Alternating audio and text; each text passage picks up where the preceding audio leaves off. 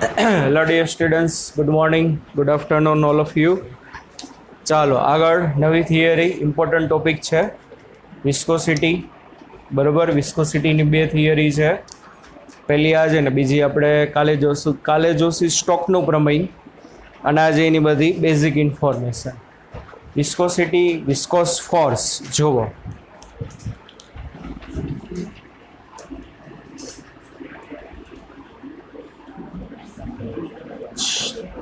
વાતો નાય.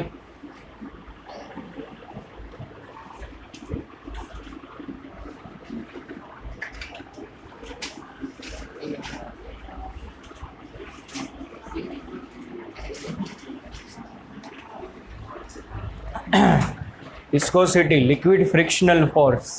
આપણે સોલિડ માટે જોઈ ગયા છીએ. કોના માટે જોઈ ગયા? સોલિડ માટે. ઘર્ષણ બળ હવે કોના માટે? લિક્વિડ માટે. જુઓ, દાખલા તરીકે કોઈ એક તરલ છે,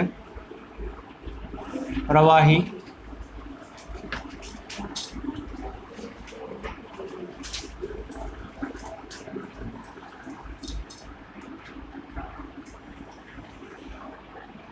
અને જમીન અથવા તો સપાટી.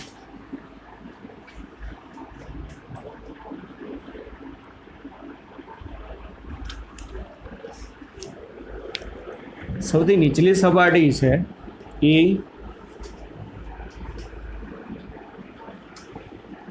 સપાટીના સંપર્કમાં રહેલા સ્તરનો વેગ શૂન્ય હોય. સૌથી નીચલું સ્તર હશે જે સપાટીના કોન્ટેક્ટમાં હશે, એનો વેગ કેવો હશે? શૂન્ય. મુક્ત સપાટી અથવા તો સ્તર નો વેગ મહત્તમ હશે. સૌથી ઉપરનું જે સ્તર છે, બરાબર, એનો વેગ જે હશે કેવો હશે? તો કે મેક્સિમમ હશે. જમીનના કોન્ટેક્ટમાં, સપાટીના કોન્ટેક્ટમાં જે સ્તર હશે એની વેલોસિટી 0 હોય. દાખલા તરીકે કોઈ આપણા આગળ 20-25 કાગળનો બંચ હોય, સ્ટેપલ કરેલા નથી, એમને ખાલી એકબીજા ઉપર થપ્પો કરેલો છે. તમે એને ટેબલ ઉપર મૂકો તો સૌથી નીચલો કાગળ ટેબલના કોન્ટેક્ટમાં કહેવાય, સૌથી ઉપલો કાગળ વાતાવરણના કોન્ટેક્ટ, એ ફ્રી સ્તર કહેવાય ને. સૌથી નીચેનું ટેબલના કોન્ટેક્ટમાં છે. હવે તમે શું કર્યું? ટેબલ ઉપર આખો જે કાગળનો થપ્પો મૂક્યો હોય, હવે એના પર ઝૂમ આમ બળ લગાડો તો શું થશે? આમ તમે બળ લગાડશો તો શું થશે? આખું બંચ ભેગું આગળ આવશે? ના આવે.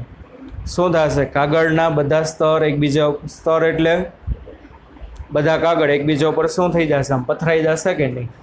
સૌથી નીચલો જે કાગળ હશે ટેબલના કોન્ટેક્ટમાં હશે, એ તો ત્યાં ઇઝ ઇટ ઇઝ. એની ઉપરનો કાગળ થોડોક આગળ ગયો, એની ઉપરનો થોડોક આગળ, સૌથી વધુ આગળ કયો કાગળ ગયો હશે? કે જેના ઉપર તમે બળ લગાડ્યું એની વેલોસિટી સૌથી વધુ હશે. એ કાગળ સૌથી આગળ ગયો હોય તો આને સ્તરીય વહન કહેવાય. કેવું વહન કહેવામાં આવશે? સ્તરીય. સ્તરીય વહન એટલે બધા સ્તરો એકબીજા ઉપર સરકતા હશે. શું થશે? બધા સ્તરો એકબીજા ઉપર શું થાય? સરકે. દરેક સ્તર એક બીજા પર સરકે. આવા વહનને સ્તરીય વહન કહે છે. બરાબર. ચાલો હવે જો શું થશે? સૌથી નીચલું સ્તર છે એની વેલોસિટી સૌથી 0. ઉપરનું જેમ જેમ ઉપર જતા દાશો ને એમ શું થશે? વેગ વધતા છે. એક આ કાગળનું ઉદાહરણ આપ્યું, એ રીતે બે રીતે સમજી શકો. બીજું કયું તો કે સૌથી નીચલું સ્તર છે ત્યાં શું હશે? 1 2 3 4 5 ઉપરના 5 સ્તરનું વજન, એ વજનને કારણે કંઈક પ્રેશર હશે, P is equal to F by A, અને એ પાછું જમીનના કોન્ટેક્ટમાં છે એટલે એમને સ્થિર રહેશે. બરાબર. આના ઉપર શું થશે? 1 2 3 4 4 સ્તરનું જ વજન હશે. તો આની રિલેટિવમાં અહીંયા વજન ઓછું આવે, પ્રેશર અહીંયા ઓછું આવે, તો નીચલા સ્તરની રિલેટિવમાં સ્તરની વેલોસિટી વધુ હશે. આના ઉપર 1 2 3નું વજન આવે, આના ઉપર 1નું જ વજન આવે, આના ઉપર કંઈ વજન નથી, ખાલી વાતાવરણ જ.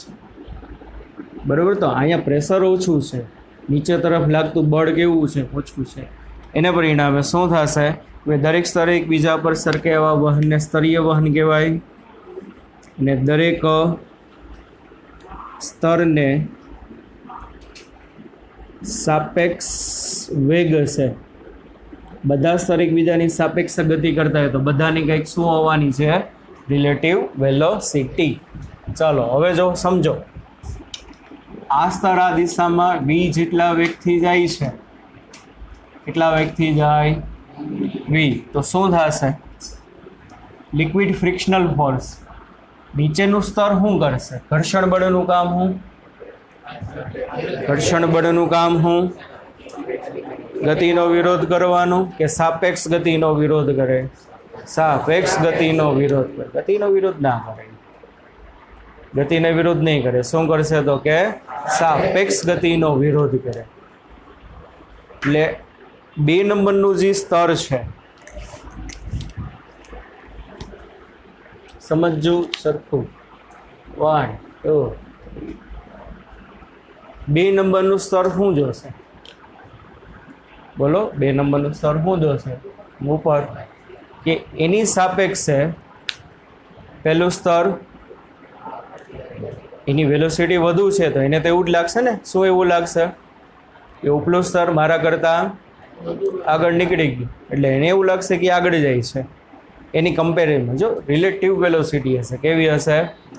તો શું થશે કે આ સ્તર ઉપલા સ્તર ઉપર ફ્રિક્શન લગાડશે. કઈ દિશામાં? પાછળની દિશામાં ફ્રિક્શન લગાડે. આ ફ્રિક્શન ફોર્સને શું કહેવામાં આવે? Viscous friction force. પ્રવાહીને કારણે લાગ્યું. કોને કારણે લાગ્યું? પ્રવાહીને કારણે. પછી એક વસ્તુ આપણે જોઈ હતી, યાદ કરો તો બ્લોક ઓન બ્લોકમાં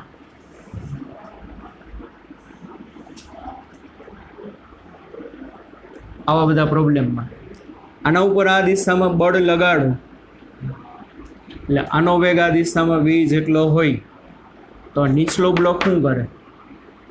રિલેટિવ વેલોસિટીને અપોઝ કરે. રિલેટિવ વેલોસિટીને એટલે આમ જોવે તો એને શું દેખાય? આ આમ જાય છે તો એને આમ ખેંચેલ. આનું ફ્રિક્શનલ ફોર્સ પાછળ હશે કે નહીં? પણ 2 બ્લોક ચોટીને ગતિ કરે છે. યાદ કરો બધું થોડું ઘણું. 2 બ્લોક ચોટીને ગતિ કરે તો આયાના ભેગું આગળ જાય છે. મેં તો બળ ક્યાં લગાડ્યું? પહેલા બ્લોક ઉપર મેં તો બળ લગાડ્યું, તોય આ કાં આગળ જાય છે? કોણ કહેશે? હાલો અહીંયા સમજાયું તો ઘર્ષણ બે ઘર્ષણ ક્યાં બે?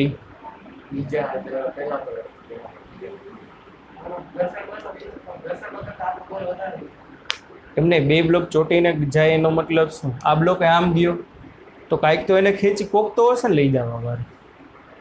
કેમ નંબર યુ જાય? સમજાયું?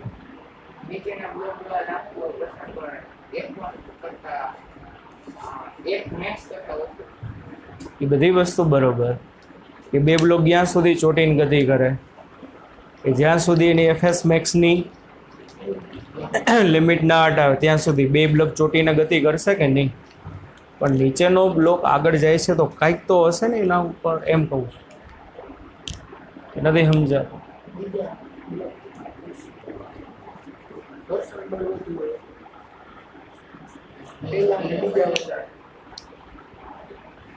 આપણે નીચેના બ્લોકનો પ્રવેગ ગોતાય, યાદ હોય તો એના ઉપર કેટલું બળ લાગ્યું એના ઉપરથી 2 ભેગા ગતિ કરતા હોય તો 2નો પ્રવેગ કોમન હોય, યાદ છે? બીજું કેટલું ફ્રિક્શન છે કેમ ખબર પડે? આના ઉપર આ સરફેસ કેવી છે? ફ્રિક્શન લેસ છે, માની લો. કેવી છે? તો બીજા બ્લોક ઉપર કંઈ ઘર્ષણ બળ લાગ્યું હશે કે નહીં? લાગ્યું હોય યાર, કેમ ભૂલી ગયા? લાગ્યું હોય. કેમ લાગ્યું હોય? તમે 1 નંબરના બ્લોકમાં બેઠા હોય તો શું થાય? બોલો. આ ફ્રિક્શનલ ફોર્સ શું છે? Frictional force on 1 due to 2. બીજા બ્લોક વડે પહેલા બ્લોક હોય, બીજા બ્લોકને ઓલા ઉપર તમે બળ લગાડ્યું આમ આ દિશામાં, તો બીજો બ્લોક શું કરશે? રિલેટિવ મોશનનો વિરોધ કરે. રિલેટિવ મોશનનો વિરોધ કરે એટલે એ આમ જોશે કે ઓલો ભાઈ મારી સાપેક્ષામાં આગળ વધવાનું ચાલુ થયું એટલે એને શું કરે? પાછળ ખેંચવાની ટ્રાય કરે. પણ જો તમે પહેલા બ્લોકમાં બેઠા હોય તો ટાટિયા બધે હામે ખેંચાતા જોઈએ. યાદ રાખજો, બધે કોમ્પિટિશન છે. ટોપર બધા એકબીજાને પાડવાની ટ્રાય કરતા હોય, બરાબર? આમ ખેંચે ને આમ ખેંચે ને વિરોધ દિશામાં ખેંચાતા. પહેલા બ્લોકમાં તમે બેહો તો શું દેખાય? પહેલો બ્લોક એમ વિચારે, શું વિચારે કે મારી સાપેક્ષમાં કેમ પાછળ ગયો? હાલ મારા ભેગો કે નથી? ખબર પડે છે કે નહીં? પહેલા બ્લોકમાં બેઠા બેઠા તમે જોશો તો તમને શું લાગશે કે બીજો બ્લોક આમ પાછળ જતો. પહેલા બ્લોક દ્વારા, કોના દ્વારા? બીજા બ્લોક ઉપર ઘર્ષણ બળ ક્યાં લાગે? તો આને આગળ લઈ જવા માટે કોણ જવાબદાર? ભલે ચોટીને ગતિ કરે છે બે જણા, આપણે પૂરી એફની અસર આને ના હોય, F2ની અસર જ આને આમ લઈ જશે. તો આમાંય શું થશે? બોલો. 2 નંબરના સ્તરે શું જોયું? બોલો, 5ના વેગથી આમ આગળ જાય છે તો એને શું કરે? આમ. પણ સામે 1 નંબરનું સ્તર શું વિચારશે? 1 નંબરના સ્તરની ભાવના એવી કે આપણે બધાય ભેગા હાલી, યુનિટી રાખીએ આપણે. તો એ શું કરશે કે એ ઓલું તો બિચારું પાછળ રહી ગયું, હાલ આમ આગળ. તો એ શું કરશે? એને આ દિશામાં ઘર્ષણ બળ લગાડશે. સમજાય છે કે નહીં? તો બધા સ્તર એકબીજા ઉપર સામસામે પરસ્પર, એમાં સ્ટેટમેન્ટ વચ્ચે ક્યાંક લખ્યું છે. આ સ્ટેટમેન્ટ બહુ ઇમ્પોર્ટન્ટ, બધાય કારણ વિધાનવાળામાં આવે, વચ્ચે ક્યાંક લખ્યું છે, જોઈ લેજો. આ સ્ટેટમેન્ટ બહુ ઇમ્પોર્ટન્ટ. બધા સ્તર એકબીજા ઉપર, પહેલું સ્તર બીજા ઉપર, બીજું સ્તર ઘર્ષણ બળ લગાડશે, પણ ક્યાં લગાડશે? પરસ્પર વિરુદ્ધ દિશામાં લગાડશે, બરોબર? પહેલા સ્તર ઉપર પાછળ લાગ્યું તો બીજા સ્તર ઉપર આગળ લાગશે. બીજા ત્રીજાની વાત કરો તો શું થશે? બીજા ત્રીજાની વાત કરો, ત્રીજાને એમ થાય કે હા, તો એને આમ લગાડે. પણ સામે બીજાને એમ થાય કે હાલને આને ભેગો લઈ જાઓ, તો એ આમ લગાડશે. સમજાય છે કે નહીં? એટલે બધા સ્તર એકબીજાની સાપેક્ષે એકબીજા ઉપર કન્ટિન્યુઅસલી શું લગાડતા હોય?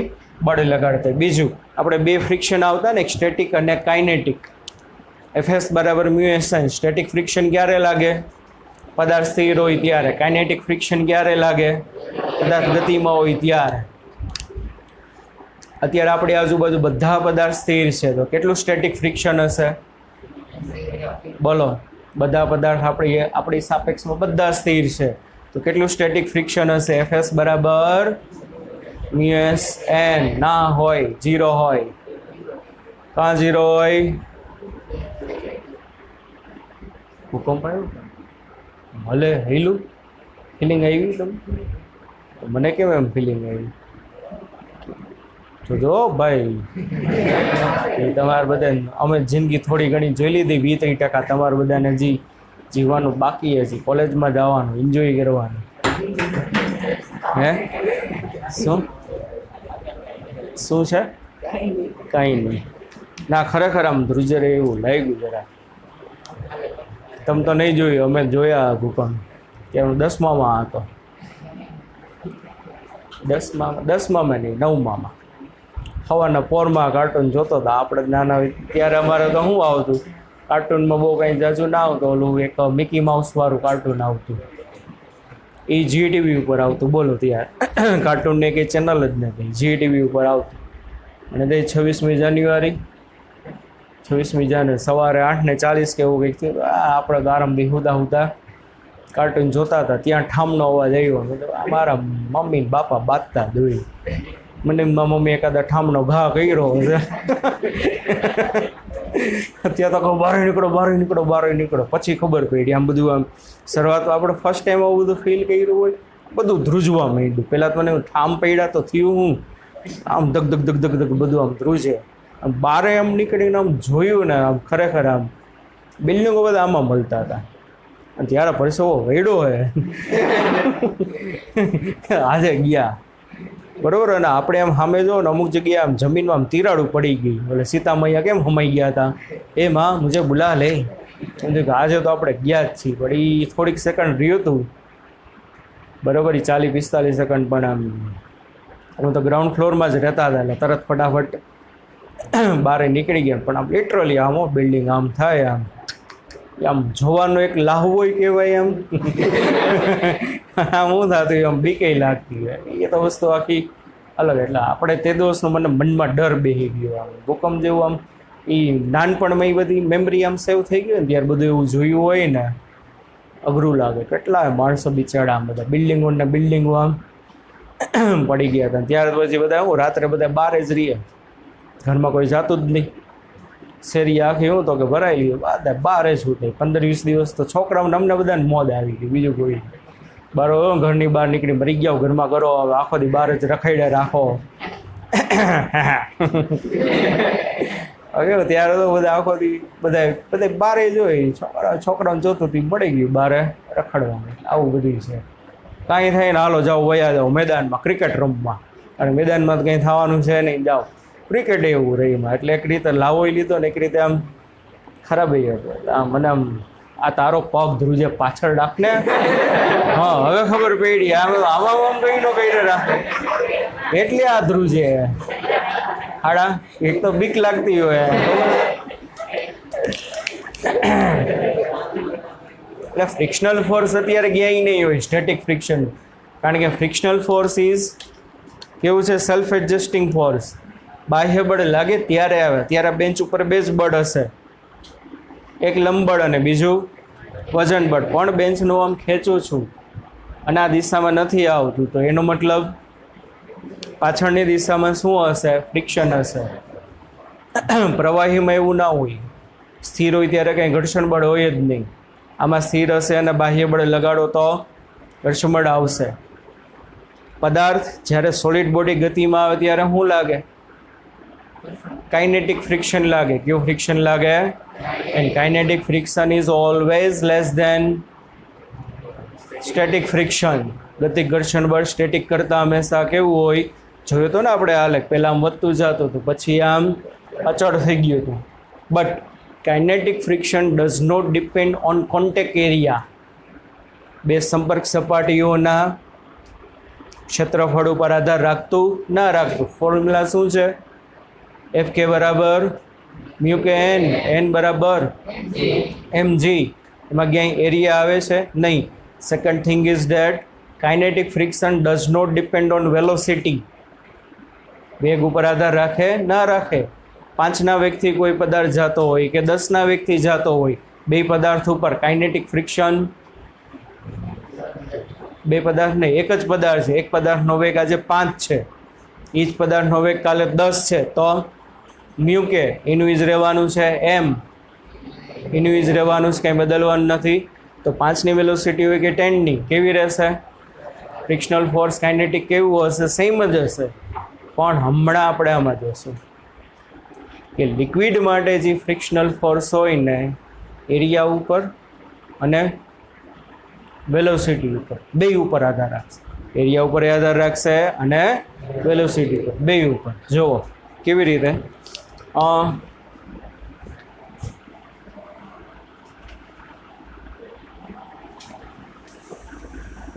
જમીનના કોન્ટેક્ટમાં જે સ્તર હશે એની વેલોસિટી 0.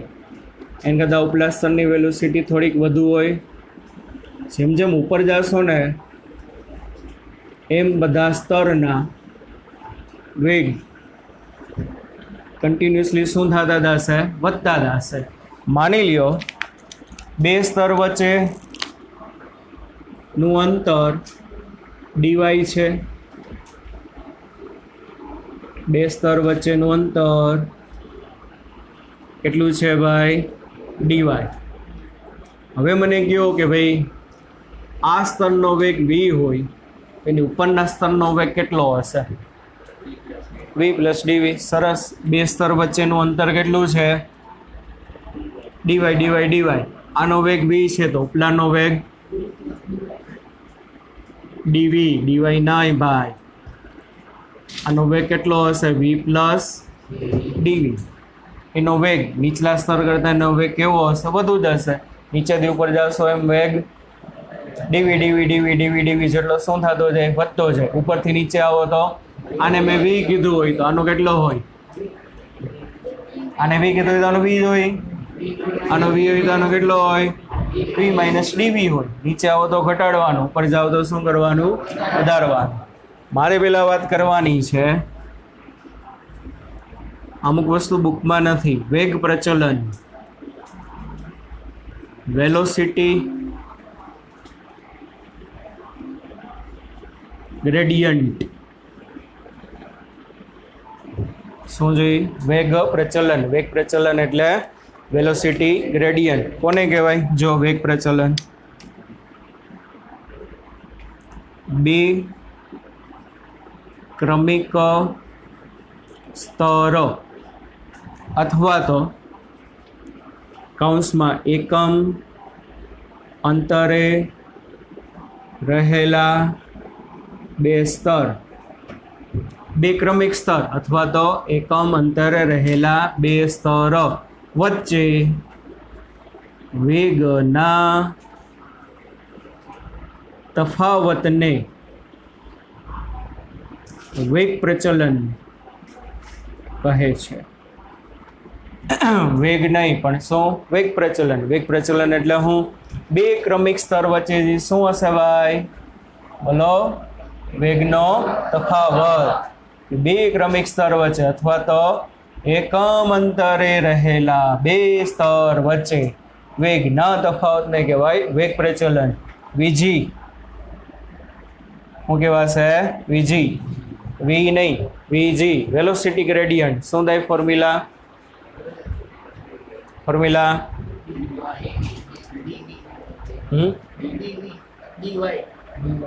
ડીવી by dy. ખાલી ડીવી ના થાય, હરખું જોવો. બે રાશિ આવી, વ્યાખ્યા ઉપરથી સૂત્ર કેવી રીતે બને? જે રાશિની આગળ એકમ શબ્દ હોય એ છેદમાં આવે, બાકીની અંશમાં આવે. બે રાશિ દેખાય છે કે નહીં? કઈ કઈ? એક અંતર અને એક વેગ. તો અંતરવાળું પદ છેદમાં આવશે, વેગવાળું પદ ક્યાં આવશે? એકમ અંતરે રહેલા બે સ્તર. શું? એકમ અંતરે. તો બે સ્તર વચ્ચેનું અંતર કેટલું? ડીવાય. બે સ્તર વચ્ચે વેગનો, તો આ બે સ્તર વચ્ચે વેગનો તફાવત કેટલો હશે? ડીવી. શું સૂત્ર આવશે? Dv by dy. Dv by dt પ્રવેગ. બરાબર. ડીવી બાય તો શું બોલ્યો? વેગ બોલ્યો. અચ્છા એમ. ડીવી બાય ડીટી શું આપે? આ ડીવી બાય ડીટી નથી, અહીંયા શું છે? Dv by dy. VG velocity gradient. શું થશે આની યુનિટ?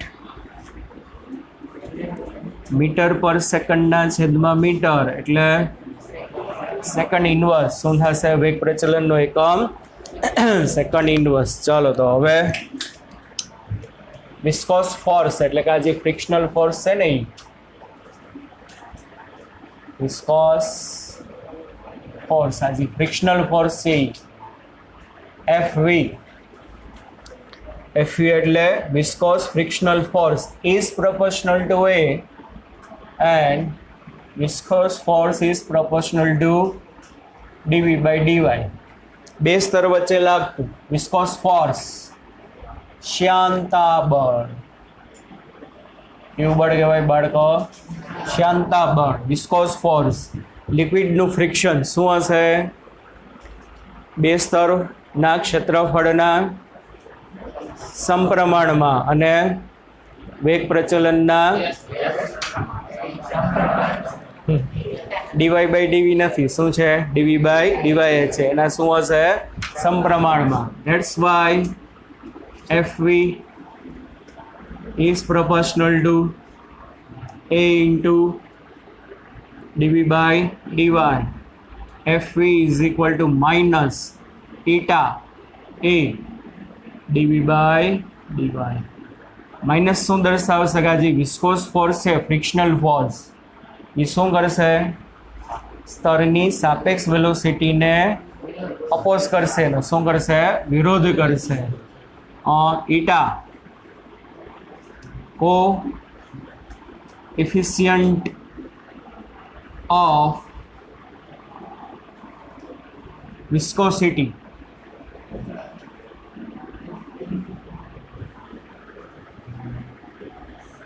ગુજરાતીમાં શ્યાંતા ગુણાંક શું કહેવાશે એને શ્યાંતા ગુણાંક શ્યાંતા ગુણાંક આધાર કોના ઉપર રાખે તો એક તો પ્રવાહીની જાત પર કે ભાઈ કયું પ્રવાહી છે પાણી મધ ઓઇલ બરાબર સેકન્ડ તાપમાન પર પ્રવાહી જે હોય એનું તાપમાન વધારો ને તો એની વિસ્કોસિટી ઘટે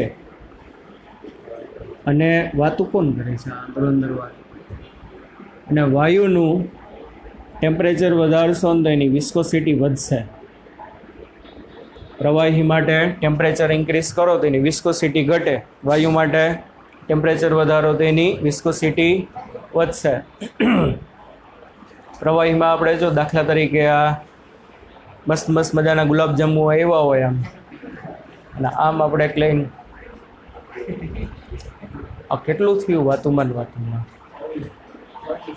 છવ્વીસ બંધ કરજો પૂછ નાખો રેડી હા તો ગુલાબજાંબુના આપણે મસ્ત મજાના આમ ખાતા હોય આમ મોજ પડી જાય બરાબર એની જે ચાસણી હોય ચાસણી આપણે વાત કરવાની ગુલાબજાંબુની ને ચાસણી ખાંડની જે ચાસણી હોય એ ચાસણી પાણીની કમ્પેરિઝનમાં થોડીક થીક હોય ચીકણી તો હોય જ પણ થોડીક કેવી હોય તો કે થીકે હોય એની ડેન્સિટી પાણી કરતાં કેવી હશે વધુ હશે ફ્રીજમાં તમે મૂકી દો બરાબર એટલે ઠંડી થાય ને ઠંડી થશે ને પરિણામ એ ગટ્ટું શું છે ગુલાબજાંબુ યાદ આવી ગયા હું હમણાં એ જમવા ગયો હતો તો એને યાદ આવી ગયું 50 ગુલાબજાંબુ ખાતા હતા એવું કંઈ યાદ નથી આવ્યું એ પહેલવાન યાદ નથી આવી ગયું ને એવું કાંઈ ગુલાબજાંબુ દાંત કાઢીને આમ હશે તું 6 ગુલાબજાંબુ જેવો ગડોડ્યો હા રસગુલ્લા જેવો ગોળ મટવાડ હા તો ફ્રીજમાં મૂકશો લેજો ટેમ્પરેચર ઘટે તો ટેમ્પરેચર ઘટશે તો હજી થોડુંક સોલિડિફિકેશન થશે પણ થોડીક હજી ઘટતા શું થઈ જશે વધી જાય કે નહીં બરાબર હવે એને ભૂલથી ડબ્બો તમારા હાથમાં પડ્યો અને ઢોરાઈ ગયું એટલે ગતિ કરશે પણ એટલી પ્રોપર ગતિ નહીં કરી શકે આમે એટલું જ પાણી ઢોરાણું હોય તો zoom zoom zoom zoom zoom એનું ગે પહોંચી જાય હોલું અહીંયાની અહીંયા જ રહેશે એની વિસ્કોસિટી વધુ છે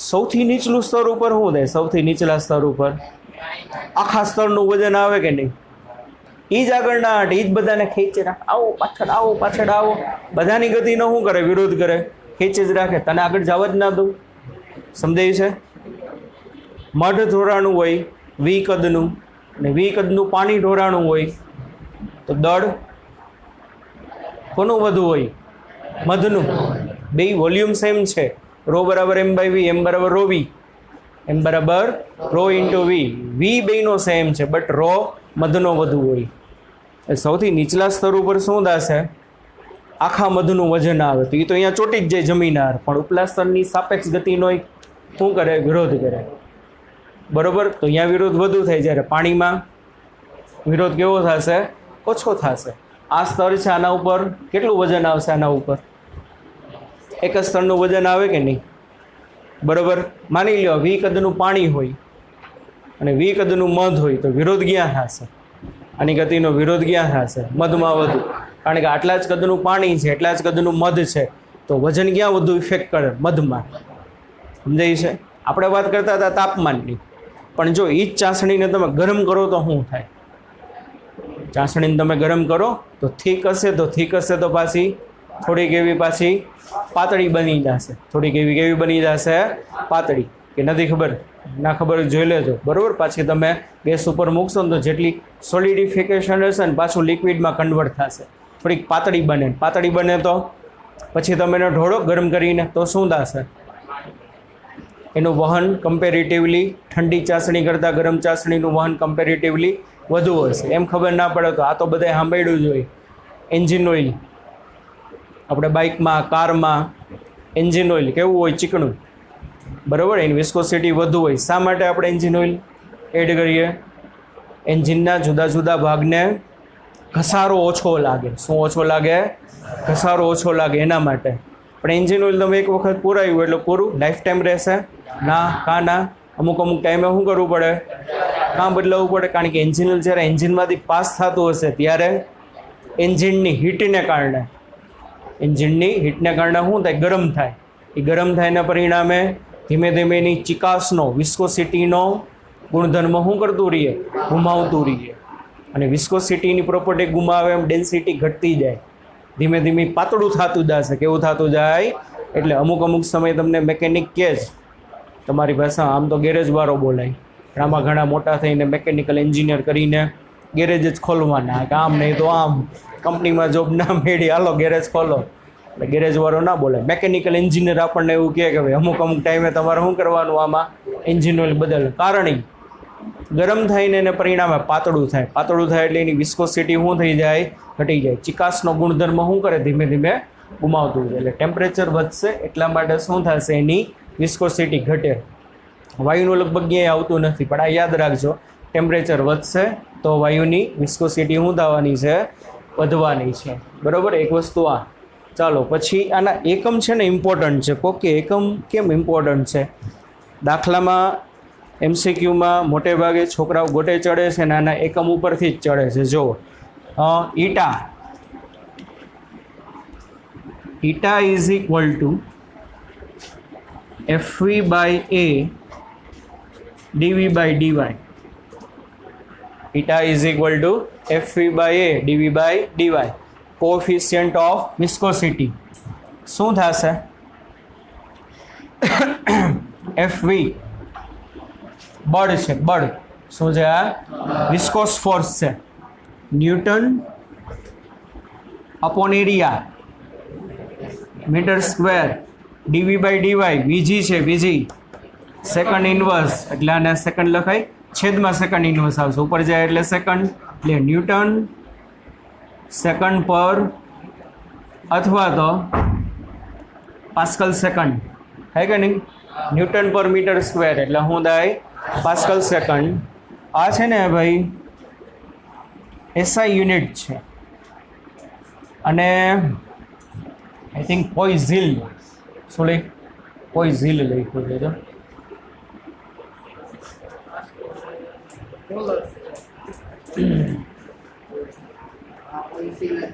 પોઈઝિલ બરોબર.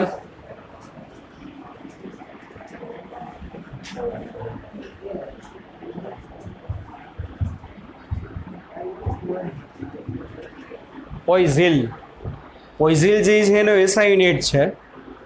તો ગોટે ક્યાં ચડે ખબર? બધા પોઈઝિલ અને પોઈઝમાં. પોઈઝિલ અને પોઈઝમાં બધા ગોટે ચડે. પોઈઝિલ આ એસઆઈ યુનિટ આપ્યો છે. કયો યુનિટ આપ્યો છે આપણને? એસઆઈ. પણ એનો પોઈઝ જે છે ને સીજીએસ યુનિટ છે. કયો યુનિટ છે એનો? પોઈઝ સીજીએસ. સીજીએસમાં શું થાય બોલો?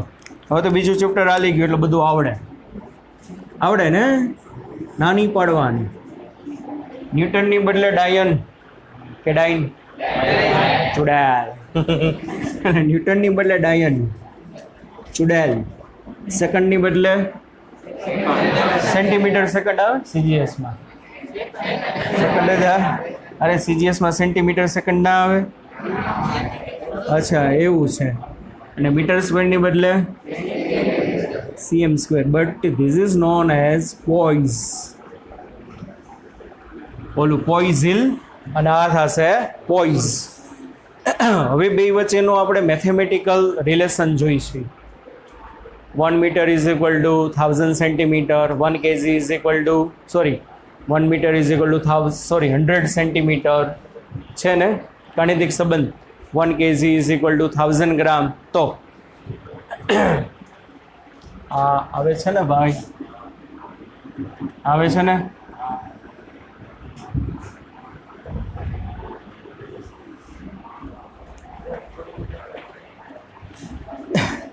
આટી ચડી ગઈ હતી.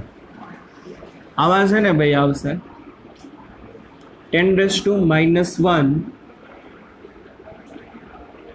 ન્યૂટન સેકન્ડ પર metre square is equal to 1 dyne second પર cm સ્ક્વેર. અથવા તો હું લખાય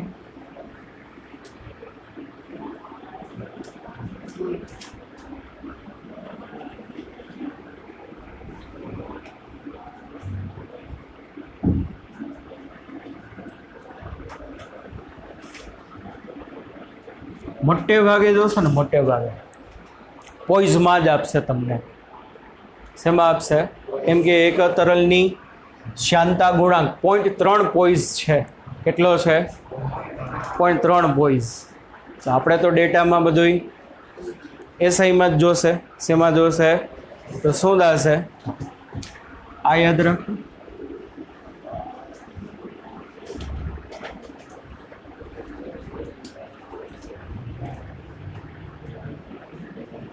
એક પોઈઝ બરાબર કેટલા એસઆઈ થાય? એક પોઈઝ બરાબર કેટલા એસઆઈ થાય? 10⁻⁻1. કેટલા થાય? 10⁻⁻1. એટલે 0.3 પોઈઝ આપ્યું હોય તો એસઆઈમાં કેટલું થશે? 0.03. કારણ કે એક પોઈઝ એ 10⁻⁻1 તો 0.3 એ કેટલું? એટલે ટૂંકમાં એટલું યાદ રાખજો, પોઈઝમાંથી એસઆઈમાં જવા માટે 10 વડે ભાગી નાખવાનું. શેમાંથી? પોઈઝમાંથી એસઆઈમાં જ્યારે જવાનું થાય ત્યારે કેના વડે? 10 વડે ભાગી નાખજો, બાકી ગોટે ચડશો. રેડી? ચાલો પછી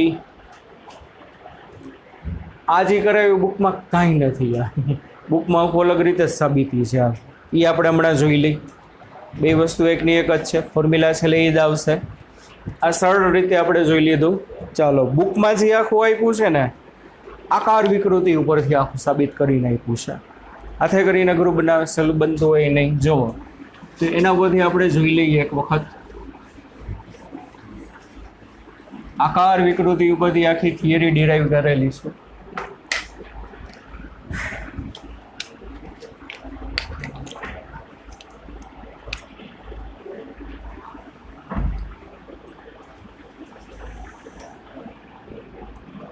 તરલનો શેપ આ રીતનો છે. આ રીતે તરલ ભરેલું છે. A B C D. T બરાબર 0 વાગે તરલનો શેપ કયો છે? ABCD. બરોબર. હવે આ તરલનું વહન થાય. આ સપાટી છે આપણી. શું છે આ? અને આવડું આ જે છે એ મુક્ત સ્તર છે. તો સપાટી ઉપર જે સ્તર હશે એની વેલોસિટી બોલો? 0. કેટલી હશે એની? સૌથી ઉપલું સ્તર જે છે એ આ દિશામાં v જેટલી વેલોસિટીથી જાય છે. વચ્ચે શું હશે? વચ્ચે સૌથી નીચલું સ્તર જમીનને ચોટી ગયું હશે, એના કરતાં ઉપલું સ્તર થોડીક વેલોસિટી થોડીક શું થતી જાય? વધતી જાય. ટી વાગે તમે જુઓ, કેટલા વાગે? ટી વાગે. માની લ્યો આ ડી ડેશ અને આ સી ડેશ થયું. શું હશે?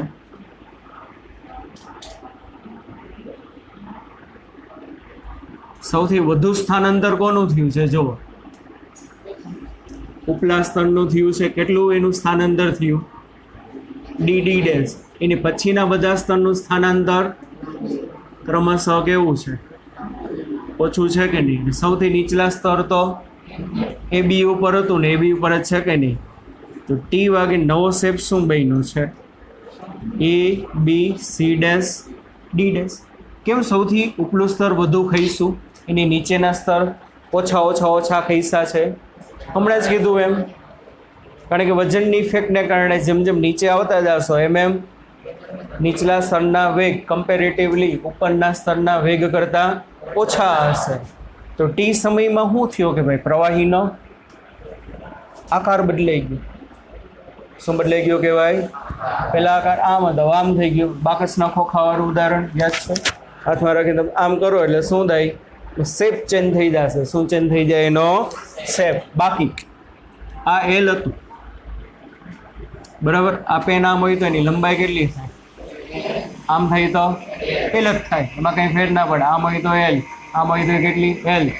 માની લો ઉપલું સ્તર જે છે delta T, sorry delta T લઈ લો ને, ટી બરાબર ડેલ્ટા ટી. ઉપલું સ્તર ડેલ્ટા ટી સમયમાં ડેલ્ટા એક્સ જેટલું ખસે છે. કેટલું ખસે છે? આ શું છે આપણે? થીટા. તો બોલો આકાર વિકૃતિ. આકાર વિકૃતિ ઈએસ યાદ છે ને? આકાર વિકૃતિ ઈએસ. શિયરિંગ સ્ટ્રેસ એ સ્ટ્રેન, સ્ટ્રેન વિકૃતિને શું કહેવાય? સ્ટ્રેન. શિયરિંગ સ્ટ્રેન આકાર વિકૃતિ ઈએસ બરાબર ડેલ્ટા એક્સ ના છેદમાં એલ. હશે કે નહીં? આકાર પ્રતિબળ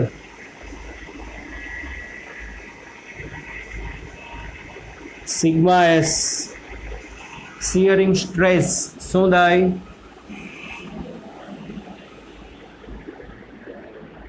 આકાર પ્રતિબળ. બધાના સૂત્ર એક જ હતા યાર, એફ ના છેદમાં A. But I want definition. What is F by A? Hello, F by A તો બરોબર જ છે. એકમ ક્ષેત્રફળ દીઠ સપાટીને સમાંતર. આ વસ્તુ અગત્યની છે. પ્રતાન વિકૃતિમાં પ્રતાન પ્રતિબળ આવતું. પ્રતાન પ્રતિબળના સૂત્રમાં શું કહેતા હતા? લોન્જિટ્યુડનલ સ્ટ્રેન. યાદ છે? એકમ ક્ષેત્રફળ દીઠ આડછેદને લંબ રૂપે લાગતા બળને. કારણ કે લંબાઈ વિકૃતિ માટે એને લંબ રૂપે ખેંચો હોય. કેવી રીતે ખેંચો હોય? તો પ્રતિબળ એ સામે ક્યાં આવે? લંબ રૂપે આવે કે નહીં? આકાર વિકૃતિ કોને કારણે ઉદ્ભવે? સ્પર્શીય બળને કારણે. કોને કારણે ઉદ્ભવે? તો આકાર પ્રતિબળ સમજો, સરસ વસ્તુ છે. એકમ ક્ષેત્રફળ દીઠ સપાટીને સમાંતર રૂપે લાગતું બળ. અહીંયા સપાટી એટલે બે સ્તર. બે સ્તર ઉપર આનું કામ શું? અંગૂઠો છે એનું કામ, અંગૂઠાની ઉપર લખ્યું. શું કામ આનું? પ્રતિકાર કરવાનો. પ્રતિકાર એટલે વિરોધ. આ બળ શું કરશે? વિરોધ કરશે. શું વિરોધ કરશે? સ્તર આગળ જતું હશે ને તો શું કરશે? હમણાં જ આપણે અહીં ક્યાંક આકૃતિ દોરી હતી. આ સ્તર ઉપર આ શું કરશે? પાછળની બાજુ બળ લાગે. કેવી રીતે બળ લાગ્યું બાળકો? સપાટીને સમાંતર એકમ ક્ષેત્રફળ દીઠ બળ લાગ્યું ને. તો હવે અહીંયા આ સૂત્રમાં જે આપણો એફ છે એ હકીકતે હશે શું? એફ વી હશે. આ સૂત્ર મુજબ શું હશે આપણો હકીકતે? કે નથી ખબર પડતી? પ્રતિબળ. પ્રતિબળના સૂત્રમાં એફ. એફ એટલે શું? સ્તરની એકમ ક્ષેત્રફળ દીઠ સપાટીને અથવા તો સ્તરને સમાંતર લાગતું બળ. અને અહીંયા જે પ્રતિબળ, પ્રતિબળ એટલે સ્તરનો વિરોધ કરવા વાળું બળ. અને સ્તરનો વિરોધ અહીંયા કયું બળ કરશે? Viscous force. કયું ફોર્સ વિરોધ કરશે? Viscous force. એક મસ્ત વસ્તુ સમજવાની છે ભાઈ. આકાર પ્રતિબળ કોનો વિરોધ કરે? આકાર વિકૃતિનો. આકાર પ્રતિબળ કોનો વિરોધ કરે?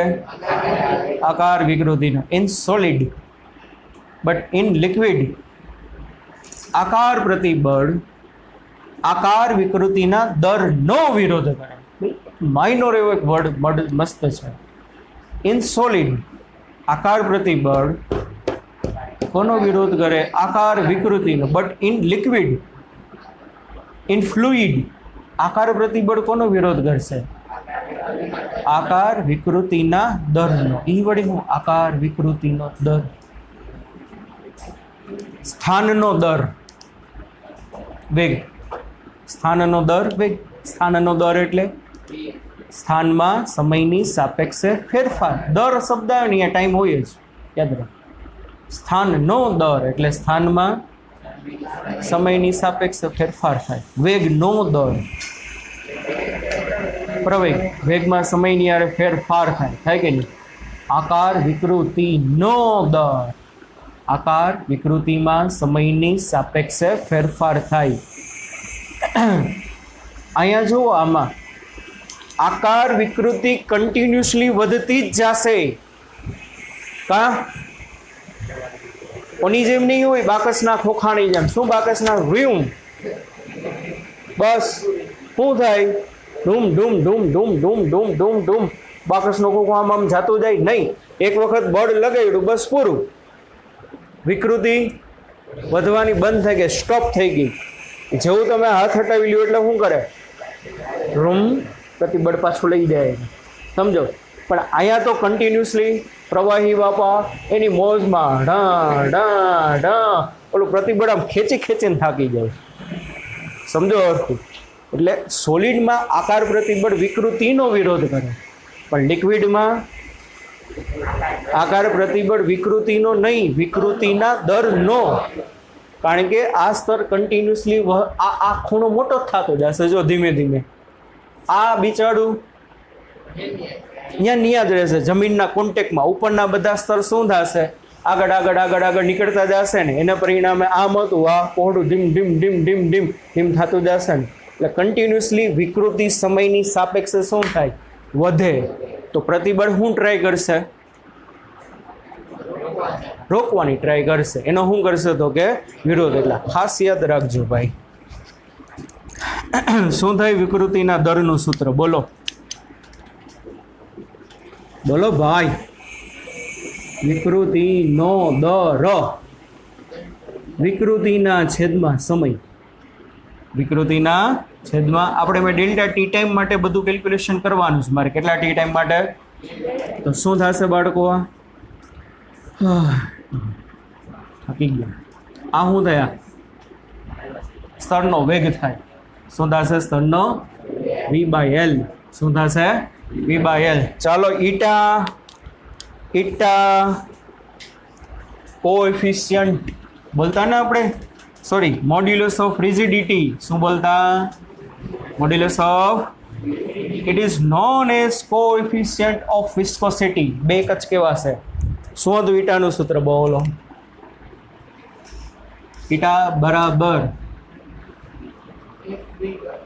પ્રતિબળ ના છેદમાં દર. ખાલી વિકૃતિ નહીં આવે. અહીંયા શું આવશે? વિકૃતિનો દર. શું થયું? પ્રતિબળ F/A. વિકૃતિનો દર શું આવ્યો? V/L. ઈટા બરાબર બે વસ્તુ એક જ થઈ. જો ઈટાનું સૂત્ર શું છે? F/A V/L. એ જ આવ્યું કે નહીં? આ બે સરખા. F કયો કે FV કયો? હમણાં જ કીધું. આ F નું કામ શું? આ F નું કામ વિરોધ કરવાનો ગતિનો. એ તો આ જ કીધું છે આપણા. FV એટલે શું છે? વિસ્કોસ ફોર્સ છે. A એટલે એરિયા, બે સંપર્ક સપાટીનો area. What is dV/dy? Vg. બે સ્તર વચ્ચેનું અંતર અને બે સ્તર વચ્ચે વેગનો તફાવત, એનો ગુણોત્તર છે ને. તો આ શું હતું? dV/dy. પહેલું સ્તર અને બીજા સ્તર વચ્ચેનું અંતર કેટલું હતું? dy હતું. આ સૂત્ર પ્રમાણે dv એટલે શું હતું? પહેલું સ્તર અને બીજા સ્તર વચ્ચે વેગનો તફાવત હતો. અહીંયા શું છે? અહીંયા dy છે, એની બદલે અહીંયા L છે. ઉપર શું છે? V છે. તો L શું છે? લંબાઈ ના કહેવાય, પહેલા સ્તર અને છેલ્લા સ્તર વચ્ચેનું અંતર કહેવાય. શું કહેવાય? પહેલા સ્તર અને છેલ્લા સ્તર વચ્ચેનું શું કહેવાય? અંતર કહેવાય. વી એટલે શું કહેવાય? પહેલું સ્તર અને છેલ્લા સ્તર વચ્ચે વેગનો તફાવત v-0. ડીવાય એટલે પહેલા બીજા સ્તરનું અંતર હતું, તો ડીવી એટલે પહેલા બીજા સ્તરનો જ વેગનો તફાવત હતો.